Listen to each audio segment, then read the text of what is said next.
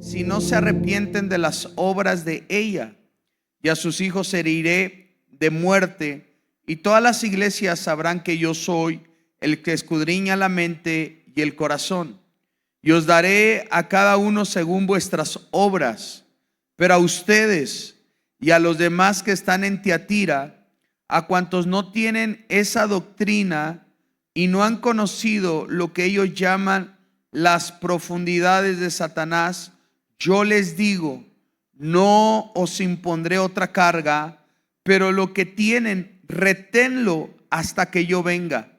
Al que venciere y guardare mis obras hasta el fin, yo le daré autoridad sobre las naciones y las regirá con vara de hierro, y serán quebradas como vaso de alfarero, como yo también la he recibido de mi Padre.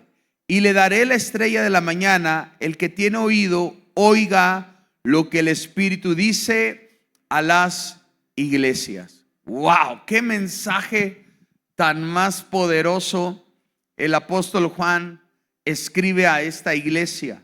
Ahora, a través de cada una de las cartas que hemos estado estudiando, que el Señor envió a las iglesias de Asia, podemos ver que todas ellas eran diferentes. O sea, podemos notar cómo el Señor le habla de una manera a una y le habla de una manera a otra, pero siempre con el mismo propósito, el arrepentimiento. ¿Sabes? Dios tiene muchas maneras de hablarnos, Dios tiene muchas formas de hablarnos, pero el propósito principal de hablarte, ¿sabes? Es que te arrepientas. El propósito de que Dios le habla a la iglesia es que la iglesia corrija su forma de vivir, de pensar y de hacer las cosas, y va a usar diferentes medios, formas, para que nosotros podamos atender a su llamado. Por eso, aunque eran diferentes las iglesias, pero Dios a cada una les hablaba de una manera diferente. Como tú tratas a tus hijos, tú no los tratas a todos por igual. Hay cosas que les das a todos por igual, pero hay un trato diferente sobre uno que sobre otro, porque las necesidades también son diferentes. También las necesidades también se ministran de una manera diferente. Así que vamos a ver cómo las iglesias de Asia Menor eran direccionadas por el Espíritu Santo a través del apóstol Juan. Y hemos visto, por ejemplo, que la iglesia de Éfeso era una iglesia que mantenía su pureza en la enseñanza, en la doctrina. O sea, era una iglesia con mucha revelación, con conocimiento, pero el Señor tenía contra esa iglesia que había dejado su primer amor. Y entonces te das cuenta cómo Dios le habla a esta iglesia de Éfeso.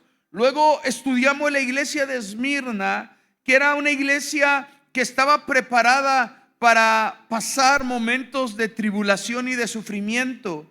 Y era una iglesia que en medio de la batalla, en medio del sufrimiento, era una iglesia que permanecía constante, avanzando. Y luego vimos la iglesia de Pérgamo, y esta iglesia de Pérgamo había aceptado algunas prácticas pecaminosas que ofendían al Señor. Pero ahora vamos a mirar y vamos a estudiar la iglesia de Tiatira, y vamos a ver cómo también el Señor tenía algunas cosas buenas en esa iglesia que Él alaba y que Él resalta, pero también vamos a ver cómo habían algunas cosas que a Dios le desagradaban de esta iglesia. Y vamos a ver que esta iglesia estaba en una ciudad llamada Tiatira. Esta era una ciudad pequeña, era la más pequeña de todas las ciudades que el apóstol Juan les escribe donde estaban las iglesias. Pero me llama mucho la atención algo. Aunque era una ciudad pequeña, tenía algunas características que Dios vio en ella. Y quiero decirte algo, aunque nosotros al parecer de los demás seamos pequeños o quizás seamos insignificantes, Dios también nos va a usar aunque seamos pequeños. Yo no sé si alguien dice amén a esto, pero ¿sabe? Era la iglesia que se le dirige una carta más larga.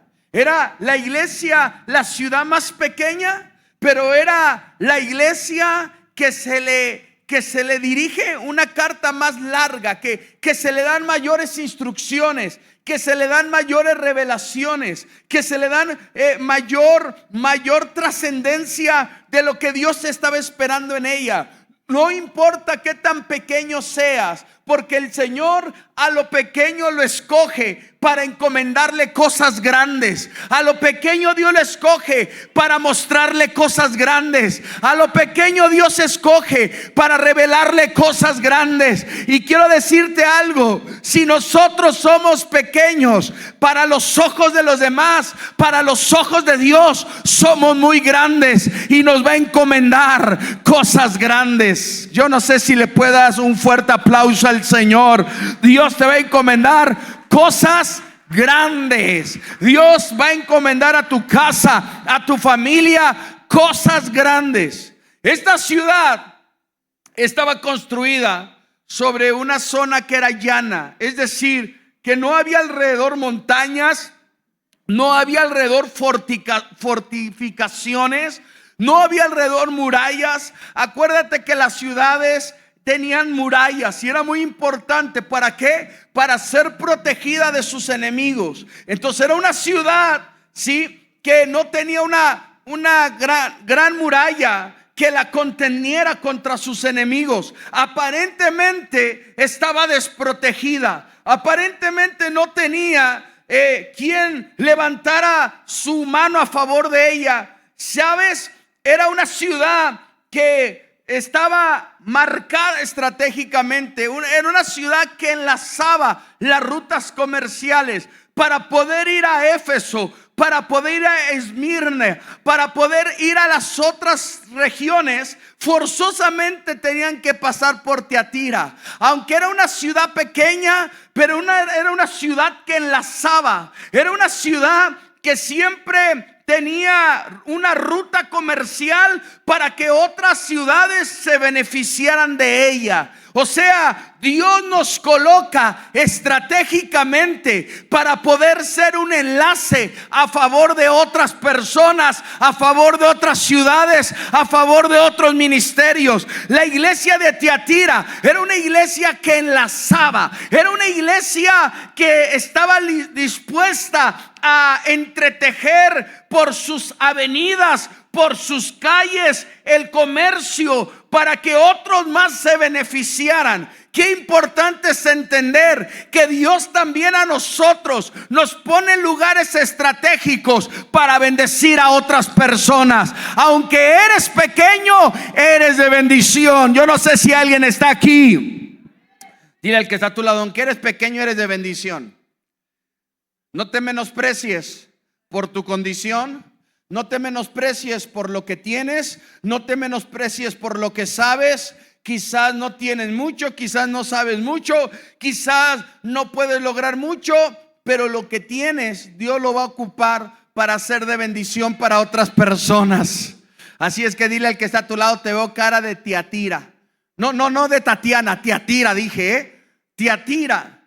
¿Por qué? Porque esta ciudad era una ciudad que enlazaba para bendecir a las otras ciudades. Qué importante. Con tanta razón la Biblia dice que el menor será llamado el mayor, y que Dios al menor lo levantará y lo pondrá como ejemplo y lo pondrá como líder y lo levantará, aunque muchos no lo vean así. Pero quiero decirte que tú serás levantado, que nosotros seremos levantados en el nombre de Jesús. Ahora, en esta ciudad, ¿sabes?, se comercializaba la lana, el lino, la ropa. Habían curtidores de pieles, habían alfareros, panaderos, habían también personas que compraban esclavos. O sea, era una ciudad que le gustaba el comercio. Era una ciudad con gente trabajadora. Yo no sé cuánta gente trabajadora hay aquí en este día, ¿sabes? Por eso esta ciudad era una ciudad que estaba llena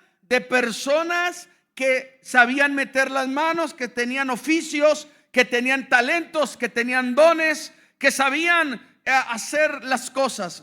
Y un personaje de esta ciudad la encontramos en Hechos 16:14. Una mujer llamada Lidia, que fue una mujer que sostuvo por muchos años el ministerio del apóstol Pablo y que fue de gran ayuda y de gran bendición, porque ella sale de esta ciudad. Hechos 16:14. Ve conmigo a esta escritura, por favor.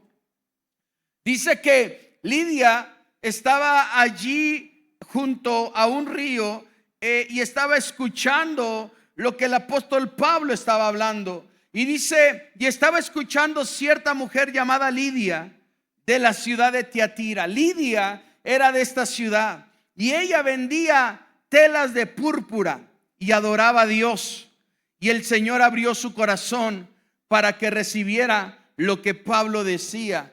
¿Te das cuenta? Lidia era una mujer de esta ciudad llamada Tiatira y era una comerciante, era una persona que tenía un negocio. Pero ella, antes de atender a su negocio, atendía la obra de Dios. Qué importante es esto, porque encontramos a una mujer que levantó el Señor en esa región para poder ser una columna no solamente financiera, de oración, de servicio, de búsqueda. Una mujer que era ejemplar, que se levantó en los tiempos y que era una adoradora de Dios, pero también era una mujer que tenía su propio negocio. ¿Te das cuenta cómo de ese lugar tan pequeño Dios levantó a una mujer llamada Lidia para ser parte importante del equipo apostólico del apóstol Pablo?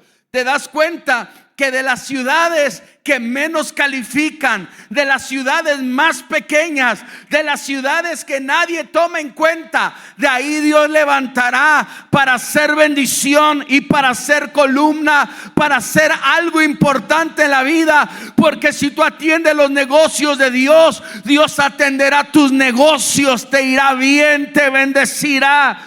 Yo no sé si alguien está aquí.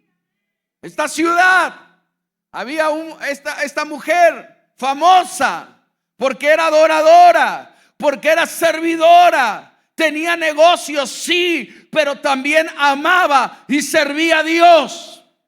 O sea que no hay impedimento para servir a Dios. Ella lo hacía. Pero al estudiar esta iglesia, nos vamos a dar cuenta que no había persecución para los cristianos en esta ciudad. En otras ciudades había persecución. Te dije de la ciudad de Éfeso, que era bien difícil ser cristiano en Éfeso. Por eso el apóstol Pablo también escribe la carta a los Efesios y nos dice en esa carta: porque no tenemos lucha contra carne ni sangre, sino contra principados y potestades. También es la carta donde nos habla de la armadura espiritual, vestidos pues con la armadura espiritual. Es la carta que nos habla de los 5 ministerios. ¿Para qué? Para que la iglesia pudiera prevalecer en esa ciudad. Era muy difícil ser cristiano en esa ciudad de Éfeso, pero en la ciudad de Tiatira era una ciudad que no había persecución contra los cristianos. Era una ciudad que quizás, aunque no era tan importante y era tan pequeña, pero habían cosas ahí en esa ciudad que quizás las minimizaban y se adormecieron, porque como no había persecución, como no había un mover de lucha para que el pueblo de Dios se levantara. Y es que quiero decirte algo: cuando la iglesia sufre persecución,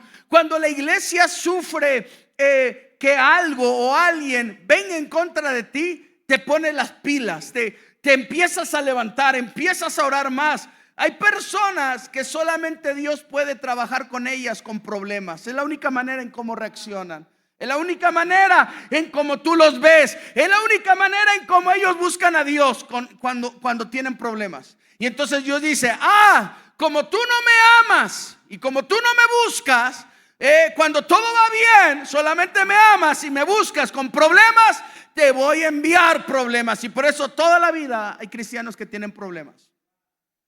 ¿Por qué? Porque necesitan persecución para alinearse, necesitan persecución para despertarse, necesitan persecución para ponerse las pilas.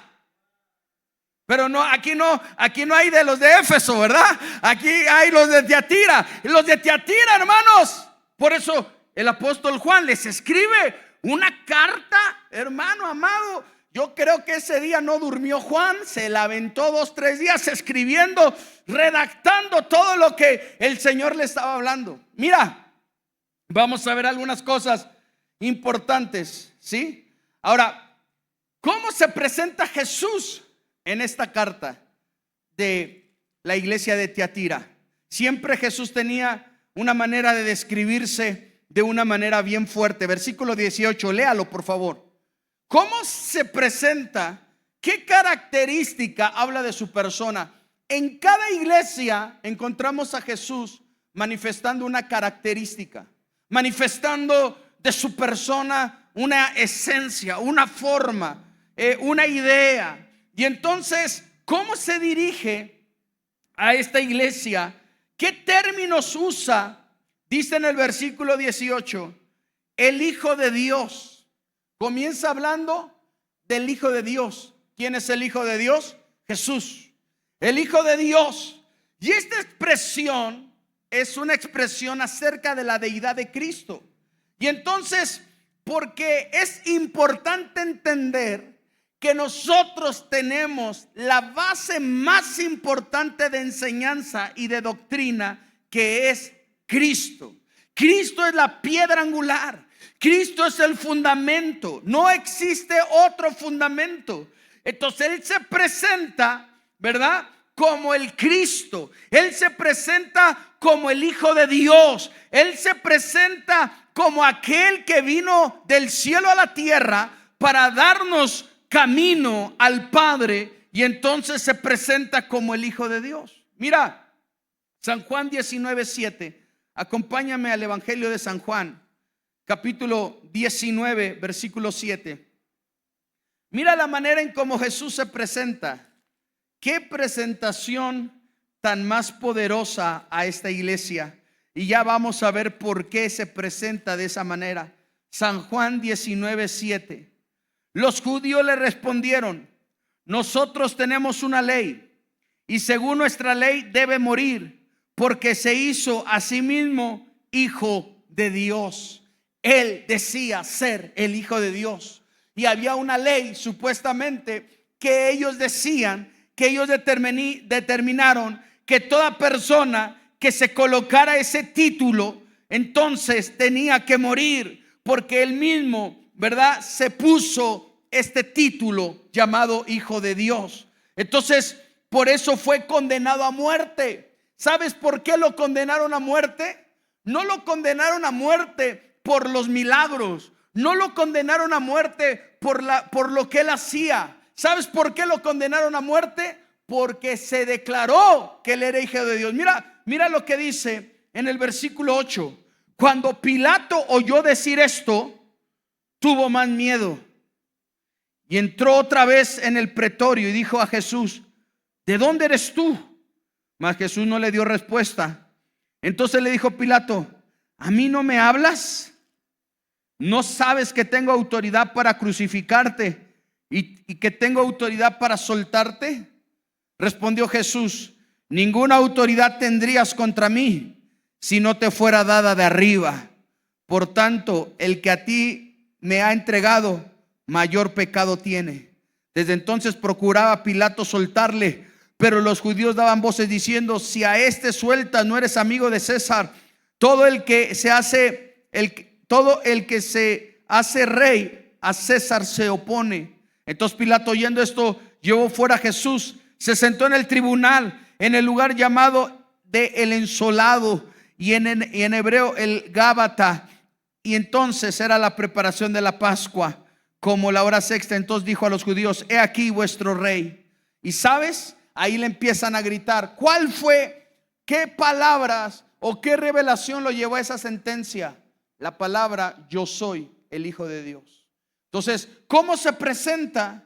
Se presenta con este título, con el título que lo llevó a la cruz del Calvario.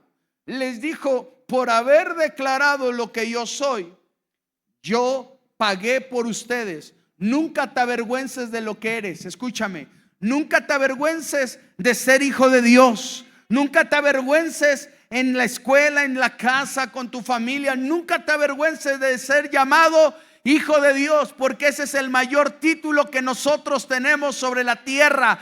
Los títulos ministeriales no son tan importantes como el título de ser llamado hijo de Dios. Y yo no sé si alguien está aquí, yo no sé cuántos hijos de Dios están aquí.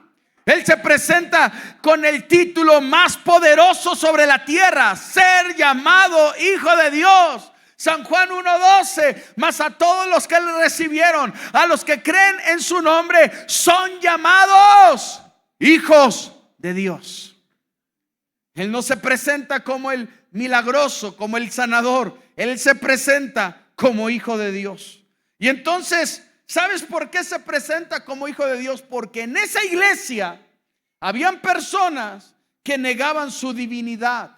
Habían personas que no creían que Él era verdaderamente el Hijo de Dios. Y luego dice la segunda expresión. Una vez que dice lo que Él es, dice: el que tiene ojos como llama de fuego. Entonces la siguiente descripción dice que el Señor, ¿verdad?, tiene ojos. Pero esos ojos no son como cualquier ojos. No son ojos azules, no son ojos de color, son ojos como llamas de fuego. Mire, ¿sabe? En una ocasión estaba en una habitación de una casa de unos pastores, y tienen ellos un cuadro con un león con los ojos encendidos. Y de repente yo lo miraba a ese cuadro y me daba como cosita, ¿verdad? Así, wow, así me llamaba mucho la atención.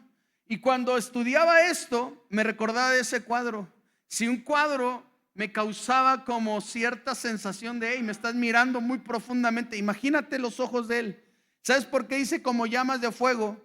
Porque Él conoce los secretos más profundos de tu corazón. A Él no lo puedes engañar. Él tiene ojos para penetrar los corazones más duros. Él tiene ojos para penetrar los corazones más incrédulos. Él tiene ojos para quemar la duda. Él tiene ojos para quemar la incredulidad. Él tiene ojos para penetrar los pensamientos más íntimos del hombre. Tú no puedes esconderle nada. Delante de Él tú estás desnudo. No sirve que aparentes, porque los ojos de fuego te desnudan delante de su presencia. Sus ojos son como llamas de fuego. Wow, qué poderoso es esto. Entonces, ¿sabes por qué como llamas de fuego? Porque eso nos recuerda que su fuego ardiente está en contra del pecado. Eso nos recuerda que nosotros necesitamos presentarnos delante de Él sin ninguna apariencia, porque el fuego va a consumir todo lo que nosotros queramos tapar. Entonces, la iglesia de Tiatira no solamente se preocupaba por la apariencia hacia los demás, sino también ella buscaba agradar a Dios en todas las cosas. Por eso no podían esconderse de los ojos de fuego del Señor. Y yo te quiero decir, tú no te puedes esconder de los ojos de fuego de nuestro Señor Jesucristo. Además, la tercera forma en cómo se presenta, se está describiendo. Lo segundo, dice que tiene los pies semejantes al bronce bruñido. Entonces, sus pies están ligados, ¿verdad?, a establecer un juicio sobre todos sus enemigos. Mira lo que dice el Salmo 110. Salmos capítulo 110. Salmos 110. Versículo 1. Jehová dijo a mi Señor: siéntate a mi diestra hasta que ponga a tus enemigos por estrado de tus pies. ¿Dónde el Señor tiene a sus enemigos? Abajo de sus pies. Por eso esos pies de bronce bruñido hablaba de que todo aquello que los enemigos querían levantar iban a ser destruidos. Ahora, ¿por qué como bronce bruñido? El bronce bruñido tiene un esplendor muy fuerte, tiene un brillo muy fuerte. Es decir, que el Señor no necesita aplastarlos, simplemente con su brillo los va a fulminar. ¿Sabes quién es el brillo? Su iglesia. Por eso el diablo le teme a una iglesia que está encendida. El diablo le teme a una iglesia que tiene brillo, a una iglesia que brilla, a una iglesia que tiene luz, a una iglesia que tiene autoridad, que tiene gobierno. Porque donde tú te paras, antes de que el enemigo te enfrente, desde lejos hay un brillo que sale de ti, y por eso el enemigo huye, y por eso el enemigo se aparta. Porque el bronce bruñido es aquel que es formado con cincel y con martillo, y después es puesto en el horno de fuego, y eso se llama proceso. ¿Saben lo que vence al adversario? Los procesos por donde Dios te pasa. Porque los procesos donde Dios te pasa, ¿sabes para qué es? Para que tus enemigos huyan, para que cuando tú te pares, el esplendor de la gloria de Dios en ti se vea y el enemigo salga huyendo. Por eso los pies son la iglesia de Cristo sobre la tierra. Por eso dice: cuán hermosos son los pies de los que anuncian la paz. Por eso una mujer le ungió los pies y derramó un perfume sobre sus pies y los enjugó con sus cabellos. Porque la iglesia, cuando tiene el resplandor de su gloria, entonces la iglesia se va a encargar de que el enemigo salga huyendo, porque lo que no soporta el enemigo es la luz de Cristo sobre la iglesia. Por eso él dice: mis pies son como bronce bruñido. Entonces la iglesia de Tiatira debía entender todo lo que el Señor era para ellos. Todo lo que el Señor era para ellos: hijo de Dios, sus ojos llamas de fuego, sus pies como bronce bruñido. Y entonces en el versículo 19 les dice lo siguiente. Versículo 19, 2:19, capítulo 2, versículo 19. Yo conozco tus obras y fe y servicio y tu paciencia, y que tus obras postreras son más que las primeras. Esta iglesia caminaba en la gloria postrera. Esta iglesia manifestaba la gloria postrera. Esta iglesia ya vivía en la gloria postrera. Por eso dice: tus obras, ¿sí?, postreras eran más que las primeras. O sea, comenzaste haciendo obras, pero te mantuviste, y cada vez tus obras eran más grandes, más extensas, más profundas. Y entonces le dice: yo conozco tus obras, tu amor, tu fe, tu servicio. ¡Wow! ¡Qué iglesia! Una iglesia que amaba a Dios, una iglesia que amaba a su prójimo, una iglesia que amaba la palabra, que amaba la presencia. Era una iglesia que tenía una fe inquebrantable, y además era una iglesia que servía. Hay cristianos que tienen más de un año y no sirven. No es que no necesito servir, claro que necesitas servir. No lo digo yo, lo dice la palabra. Porque un día el Señor te va a entrevistar, en aquel día, en aquel juicio, y te va a decir: ¿dónde está? ¿Qué hiciste con lo que te entregué? ¿Qué hiciste con tus dones? ¿Qué hiciste con tus talentos? No, pues fui y se los di al mundo. Fui y los enterré. Entonces era una iglesia servicial, era una iglesia que estaba haciendo la obra, sirviendo en alguna área, haciendo algo. Y entonces por eso él dice, el Señor dice: veo que tus obras cada vez son mayores, porque tú vives en una gloria mayor, porque comenzaste sirviendo y sigues sirviendo. Y entonces, a pesar de que había muchas situaciones dentro de esa iglesia, a pesar de que había muchas circunstancias que molestaban a Dios, había un grupo, había un remanente fiel que amaba la presencia de Dios, que estaba pendiente de lo que Dios estaba haciendo. Entonces, por eso lo reconoce. Dile al que está a tu lado, ¿de qué tipo de iglesia eres? ¿De la que el Señor te alaba o la del que el Señor te da? Porque aquí encontramos, ¿verdad?, cómo esta iglesia, por un lado, era amorosa. Por un lado, tenía un corazón, ¿verdad?, de servicio abnegado. Estaba listo a sacrificarse por otros. Era una iglesia compasiva. Era una iglesia que no vivía para ellos, para esa iglesia, sino vivía para los demás. ¿Y sabes cuál es la mayor evidencia del servicio? Cuando tú manifiestas disposición para servir a Dios y servir a tu prójimo. Entonces, tú no puedes decir, yo sirvo a mi prójimo, pero no a Dios. Yo sirvo a mi prójimo, yo sirvo a Dios, pero no a mi prójimo. No, porque van entrelazadas. Y este tipo de servicio cristiano no se refiere a hacer lo que nos gusta, sino se refiere a aquello que no nos gusta, porque hay cosas que no nos gusta hacer. Y cuando tú las haces, entonces ahí hay un sacrificio. El servicio no es aquello que a ti te guste. El servicio que Dios ve en ti es el sacrificio, porque hay cosas o circunstancias que no te gustan, pero las terminas haciendo de buena gana y de buena voluntad, porque tú eres alguien sacrificial. El servicio demanda sacrificio. Dile al que está a tu lado, el servicio demanda sacrificio. ¿Qué demanda el servicio? Sacrificio. Pastor, pero es que en mi casa ni siquiera barro. Bueno, ven a barrer porque estás haciendo un sacrificio.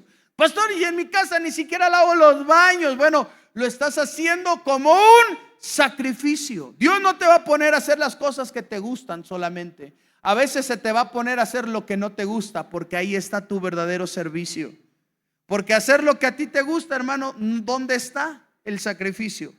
Entonces esa iglesia hacía cosas que no le gustaban, pero era un sacrificio para él. Era una iglesia que tenía fe, una iglesia que tenía confianza, una iglesia que tenía una constante fidelidad al Señor, porque fe es igual a fidelidad. Una iglesia fiel es una iglesia que tiene fe.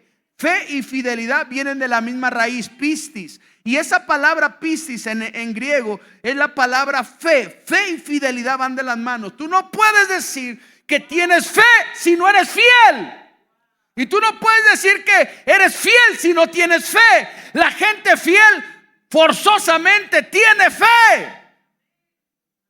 Cuando lo traicionaron o lo abandonaron a Jesús, lo abandonaron porque dudaron de lo que él era, dudaron de lo que él decía, dudaron de su posición. Por eso la fe y la fidelidad van de la mano. No me digas que tú tienes fe si no eres fiel. Por eso esta iglesia era una iglesia fiel, era una iglesia de fe. La iglesia fiel es una iglesia de fe. La iglesia fiel es una iglesia de fe. Entonces era una iglesia que tenía fidelidad, pero también era una iglesia que tenía paciencia. ¿Por qué? Porque la evidencia de la paciencia es perseverar en medio de las pruebas. Es perseverar en medio de las confrontaciones. ¿Sabes por qué permanecemos? Porque somos pacientes. Usted va a tener luchas dentro de la iglesia, fuera de la iglesia, donde quiera que usted se para. Pero el asunto es ser pacientes para permanecer, tener perseverancia, afrontar las pruebas, las dificultades y no abandonar ni la iglesia ni la obra de Dios. No abandonar, porque una persona que no tiene paciencia fácilmente deja botadas las cosas y no permanece y no sigue adelante. Por eso él dice: yo reconozco tu paciencia. Has pasado por momentos difíciles, has sido probado, incluso ha habido situaciones, roces, conflictos, circunstancias, pero perseveras, pero eres paciente. Aleluya. ¿Cuántos pacientes hay aquí, hermanos? ¿Seguro? Wow, gloria a Dios. Entonces el Señor le reconoce sus obras. Pero ¿sabe algo que me llama mucho la atención? Lo que el Señor le reconoce, lo que le reconoce son las obras postreras. O sea, Él observa el progreso de esa iglesia. Él observa el progreso de cada cristiano. ¿Sabes? Tú no puedes ser el mismo de hace un año, porque entonces o estás estancado o estás junto al camino y quizás no estás dando el fruto que Dios está esperando. Por eso cuando Él dice, tus obras postreras son mayores, lo que Él está diciendo es, estoy mirándote, estoy analizándote, estoy viendo tu vida, estoy viendo tu proceder, estoy observando tu progreso. ¿Sabes? Jesús observa todo lo que hacemos y todo lo que damos. Un día Él estaba sentado aquí en el altar y había una mujer que sacó 2 blancas y lo dio. ¿Cómo Él se dio cuenta que ella dio más que todos? Porque Él observa, Él mira, Él ve, Él se da cuenta. No lo puedes engañar. Él escudriña tu corazón. Él se da cuenta lo que hacemos, lo que le damos, cómo lo hacemos, de qué manera, de qué forma. Y quiero decirte algo, todas las cosas que haces de mala gana, Dios no cuentan a tu favor.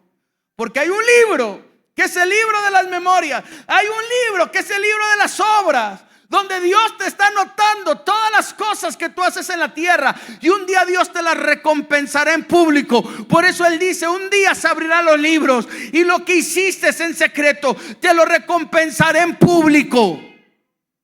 Pero si esas obras que tú haces, aunque tienen una tinta de buenas, pero en realidad las haces de mala gana, en realidad las haces con una mala actitud, no te cuentan. Entonces usted dice, pues entonces mejor no las hago. Peor todavía. Por eso, qué importante es que la iglesia comenzó con buen ánimo. ¿Te acuerdas cómo comenzaste? ¿Te acuerdas que te apasionabas? ¿Te acuerdas que querías estar en la casa de Dios? Que amabas servir a Dios, que amabas adorarlo, que incluso contaba los días para decir, ya es día, ¿verdad? Domingo. ¿Sabes lo que está pasando con nuestros niños en Fiel Kids? Ahora los niños están trayendo a los papás. Le dice el día sábado, mañana hay iglesia, mañana hay Fiel Kids. Y hay niños chiquitos diciéndole, ¿sabe por qué? Porque están enamorados, porque algo Dios está haciendo en ellos, porque algo el Espíritu Santo está tratando en sus corazones. Y qué importante es que muchos comienzan con buen ánimo, pero poco a poco se van desinflando, porque el pivote, ¿sí? O ya se poncharon con alguna, con algún arañazo, o ya te dieron un arañazo. ¿Te acuerdas de las pelotas de 5 pesos, de 1 peso que tú ibas y comprabas? ¿Verdad? Y ahí venías con tu pelota y ya empezabas a jugar y rápido se ponchaba, ¿verdad? A un rasguñazo ya hasta la ponías de jicarita aquí, ¿verdad? En la cabeza, porque ¡fum! Ya rápido ahí se fue. Y así hay muchos cristianos que comienzan con mucho ánimo, que comienzan con mucho empeño, que dicen ahora sí, y cuando viene el año nuevo, ahora sí hacen promesas, ahora sí voy a ayunar, ahora sí voy a leer la Biblia, ahora sí me voy a dedicar, me voy a esforzar, ahora sí voy a bajar de peso. Y poco a poco se van desanimando, poco a poco se van ponchando, poco a poco se van desinflando. Pero ¿sabes? Esta iglesia, desde que comenzaron hasta que terminaron, tenían buen ánimo, estaban con todo, estaban metidos, estaban haciendo la obra de Dios, eran un ejemplo. Por eso la iglesia de Éfeso fue una iglesia que poco a poco se fue quitándole el amor. ¿Por qué? Hasta por eso Jesús dijo, vuelvan a sus primeras obras. A la iglesia de Éfeso le dice, recuperen su primer amor. Dejaron su primer amor. Pero esta iglesia, ¿sabes? Muy contraria, la iglesia de Tiatira, muy contraria a la iglesia de Éfeso. La iglesia de Éfeso poco a poco se fue ponchando, poco a poco se fue desanimando, le entraron con todo y empezaron a hacer la obra. Pero cuando los empezaron a formar, cuando los empezaron a disciplinar, cuando los empezaron a pulir, se poncharon. Pero la iglesia de Tiatira no. Esa iglesia, hermano amado, era la misma de hace 10 años, mismo corazón, pero con más obras. Era la iglesia modelo, era la iglesia que el Señor miraba cómo la gloria en ellos iba avanzando, cómo la gloria en ellos iba creciendo. Que lo que Dios hizo en los años pasados sobre tu vida ahora sea más poderoso, ahora sea más glorioso. Que cuando alguien te encuentre digas: ahora estoy mejor que hace un año, ahora estoy mejor que hace un mes, ahora estoy mejor que hace 2 años, porque mi vida está creciendo, porque yo voy de una gloria a otra gloria, y no que digan: ¿cómo estás? Uy, hermano, si te contara, estoy en la calle Tristeza, esquina con amargura, arrastrando la cobija, me duele todo. Esta iglesia era la iglesia que comenzó bien y terminó bien. Por eso Apocalipsis capítulo 2, vamos a Apocalipsis capítulo 2, versículo 4, rápido, Apocalipsis 2:4. Solamente estoy en la pura introducción. Apocalipsis 2:4. Mire la iglesia de Éfeso. Pero tengo contra ti que has dejado tu primer amor. Lo dejaron, lo abandonaron. Cuando tú abandonas la obra, cuando tú abandonas el servicio, cuando tú abandonas, entonces vas a ir en un declive. Muchos que abandonaron, hoy los miro, sus hogares quebrados, sus matrimonios destruidos, sus hijos en el mundo. Hermano, ¿sabe por qué? Porque abandonaron, dejaron. Una cosa es que se te apague por descuidado, y otra cosa es que tú lo apagues porque quieres. Una cosa es que se te apague porque estás despistado, pero otra cosa es echarle agua a lo que está encendido. Y hay cristianos que apagaron, que dejaron, que abandonaron, y que hoy su situación es peor que como Dios los encontró. Dios los encontró en una situación en este nivel y ahora están más abajo de donde Jesús los encontró. Y eso es una tristeza, porque me he encontrado a cristianos: ¿y cómo estás? Uy, pastor, si le contara, ya me separé. Uy, pastor, si me contara, mi hijo anda en drogas. Uy, pastor, si me contara, las situaciones en mi casa van de mal en peor. ¿Pero por qué? Porque tú dejaste y apagaste lo que Dios comenzó a encender en ti. Pero la iglesia de Tiatira era una iglesia que no dejó ni que apagó, sino una iglesia que constantemente le metía más leña al fuego. Por eso el Señor dijo: wow, la encontré en este nivel, ahora está aquí. Wow, qué tremendo. La encontré en este nivel de fe, ahora está bien loca, está bien revolucionada, está hasta acá. Por eso dice, ¿sí? Le dice: tus obras son mayores que las primeras. Porque era una iglesia con entendimiento. Y entonces le dice: pero tengo contra ti unas cuantas cosas. Y vamos a mirar, ya se me fue el tiempo, esas cosas que tenía. ¿Sí? Dice que toleras a esa mujer Jezabel, que se dice profetiza, que enseña, que seduce a mis siervos a fornicar y a comer cosas sacrificadas a los ídolos. Y le he dado tiempo para que se arrepienta, pero no quiere arrepentirse de su fornicación. Entonces, aunque había cosas en la iglesia que habían progresado muy bien, habían otras que desagradaban profundamente al Señor. Entonces, no te fíes. Dile al que está a tu lado: no te fíes. Por eso Pablo dice: el que piensa estar firme, mire que no caiga. No te creas que ya la tienes toda, que ya lo he logrado todo, que a ti nada te pasa, que como tú estás haciendo lo que Dios te está pidiendo. Y entonces esta iglesia se fió. Esta iglesia pecó, escúcheme, pecó de una confianza excesiva. No puedes confiar en ti, sino tienes que confiar en el Señor primero. Entonces esta iglesia permitió que personas malvadas dañaran la iglesia desde adentro. No puedes permitir que nadie te dañe. No puedes permitir que nadie se levante para dañar lo más hermoso que tienes, que es tu corazón delante de Dios. Por eso ellos permitieron que alguien viniera y, ¿sabes?, los dañara. Alguien dijo esta frase: tú no puedes hacer nada que los pájaros vuelen arriba de ti, pero sí puedes hacer que ellos hagan un nido en tu cabeza. Tú no puedes hacer nada porque ellos vuelen, pero lo que tú sí puedes hacer es que hagan nido en tu cabeza. Eso sí lo puedes hacer. Hay cosas que sí puedes hacer que no te dañen. Y entonces esta iglesia toleró. Pero ¿qué tiene? Pero pues nadie lo ve. Pues es una hermana, Jezabel es la hermana. ¿Cuál hermana? Es un demonio.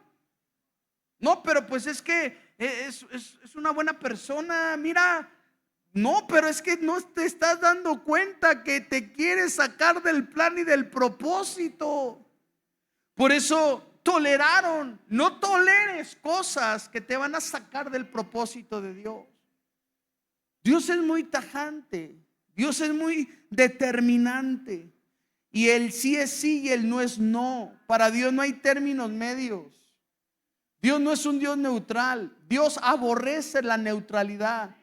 Dios no puede trabajar con gente neutral. Por eso dice: más vale hubiera sido frío o más vale hubiera sido caliente, pero la tibieza la aborrezco, te voy a vomitar. No puede ser neutral. Elías dijo: ¿hasta cuándo van a dejar de vacilar entre dos pensamientos? Si Dios es Dios, sírvanle. Y si Baal es su Dios, vayan con Baal. Pero ya dejen de jugar, porque Dios le aborrece la neutralidad. Pues yo soy neutral. No, usted no puede ser neutral, porque Dios lo va a vomitar. Por eso Jesús dijo: el que no es conmigo, contra mí es. El que no junta conmigo, desparrama. Dile al que está a tu lado: ¿juntas conmigo o desparramas? Porque hay unos que juntan, otros que desparraman. Entonces no toleres cosas que Dios no tolera. No apruebes cosas que Dios no aprueba. No abraces cosas que Dios no abraza. No bendigas gente que Dios no bendice. Porque sabe, usted se va a meter en problemas. Entonces esta iglesia toleraba a esa mujer. ¿Y sabe cuál era el propósito de este espíritu? Que la iglesia fornicara, que la iglesia practicara el pecado. Pues ¿qué tiene? Todos lo hacen. Pues ¿qué tiene? Pues si somos pecadores, ¿no? Y tenemos la gracia y le pido perdón a Dios. Pecar deliberadamente, jugar con la gracia de Dios.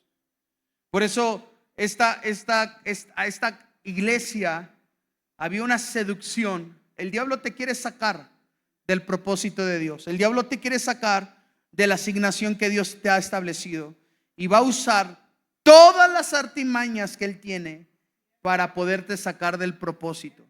Entonces había ahí una mujer, ¿sí?, que enseñaba y ejercía dentro de la iglesia, ¿sí?, una enseñanza. ¿Para qué? Para debilitar la enseñanza de Cristo. Quiero decirte algo: la enseñanza más profunda que nosotros tenemos es esta. Si alguien enseña otra cosa, no es de Dios. Si alguien declara algo que no está escrito aquí, no es de Dios. No es que usted, fíjese que aquí, que allá, no, está escrito, está aquí. Esta es nuestra regla de fe, esta es nuestra conducta más poderosa, este es nuestro cimiento más poderoso. Entonces esta mujer ya no enseñaba lo que el apóstol Pablo enseñó, lo que el apóstol Pedro enseñó, lo que el apóstol Juan. Y sabe lo peor, ya no enseñaba lo que Cristo enseñó. Ella tenía su propia enseñanza, ella tenía su propia doctrina, ella tenía su propia forma. Y entonces, ¿sabes qué sucedía? Que había un momento donde la iglesia entraba en confusión, porque por eso, si algo el diablo va a hacer, es que la iglesia no tenga conocimiento. Porque cuando dice la palabra: y conoceréis la verdad, y la verdad te hará ¿qué? Cuando tú conoces la verdad, tú no puedes caminar en esclavitud. Una iglesia que no conoce la verdad es una iglesia esclava del pecado. Es una iglesia esclava de todos estos espíritus que te van a sacar del plan de Dios. Pero bueno, se me terminó el tiempo. Lo continuamos para la próxima semana. Sí, la próxima solamente vimos 2, 3 versículos, pero es la carta más larga. Yo no sé, yo creo que aquí me voy a llevar como unas 3 reuniones para terminar la iglesia de Tiatira, pero esta iglesia me sorprende. Esta iglesia me impacta, que era la ciudad más pequeña, con muchas limitaciones, con muchas deficiencias y carencias, pero era la iglesia que el Señor se sentó a mirar, que el Señor contempló, que el Señor habló mucho de ella. Así que quizás nosotros podemos ser como esa iglesia. Sí, quizás no dan mucho por nosotros, pero el Señor ha puesto sus ojos sobre nosotros. Amén.